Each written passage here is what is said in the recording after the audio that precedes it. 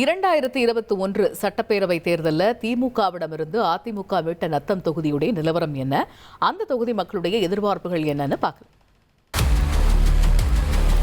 மக்களே, உங்க தொகுதி பத்தி கொஞ்சம் தெரிஞ்சுக்கோங்க. நத்தம் சட்டப்பேரவை தொகுதி திண்டுக்கல் மாவட்டத்தில் நத்தம், சாணார்பட்டி, சிறுமலை, திருமலைக்கேணி, செந்துறை பகுதிகளை உள்ளடக்கிய தொகுதி. கரந்தமலை, சிறுமலைன்னு மலைகள் சூழ்ந்த தொகுதியாக இருக்க நத்தத்தில் விவசாயமே மக்களோட பிரதான தொழிலாக இருக்கு. புளிய மரங்கள் அதிகமாக இருக்கக்கூடிய தொகுதியில் மாம்பழம், புலி விளைச்சல் விவசாயிகளுக்கு ஆண்டுதோறும் கணிசமாக வருவாயை கொடுத்துட்டு வருது.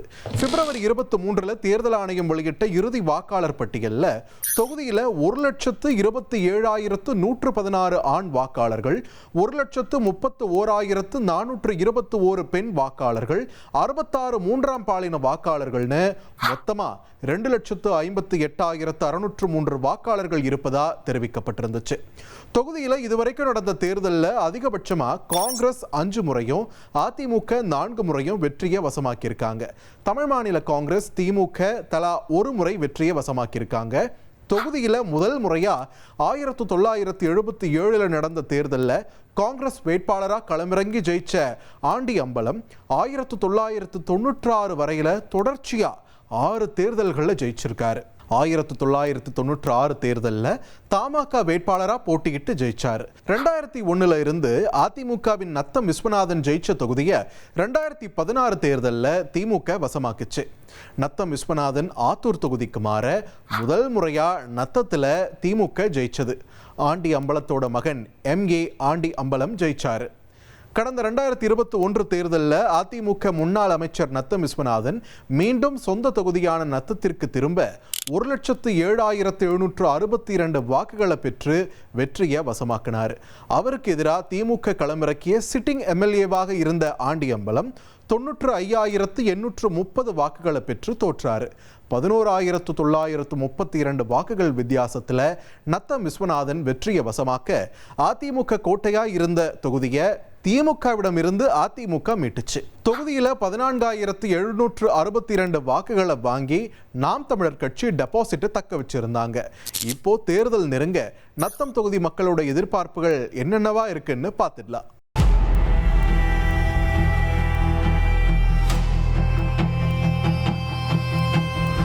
குடைப்பட்டி பஞ்சாயத்தில் ஆண்டவர் கோவிலுக்கு கீழே ஒரு டேம் கட்டுறோம்னு சொல்லி 20 வருஷமா சொல்லிட்டு இருக்காங்க.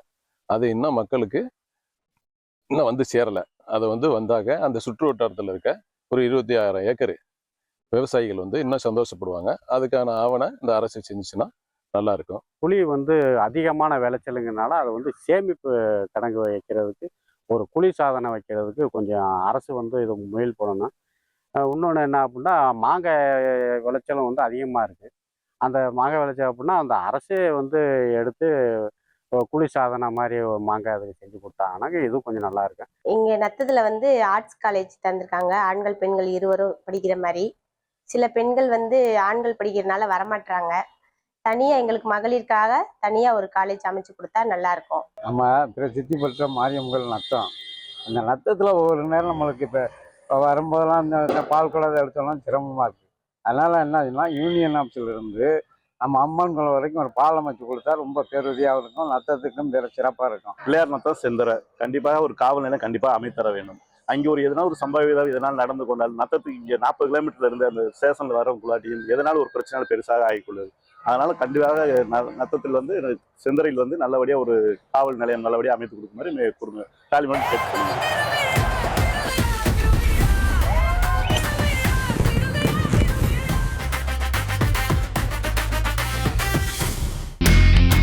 இனி செல்லும் இடமெல்லாம் செய்தி.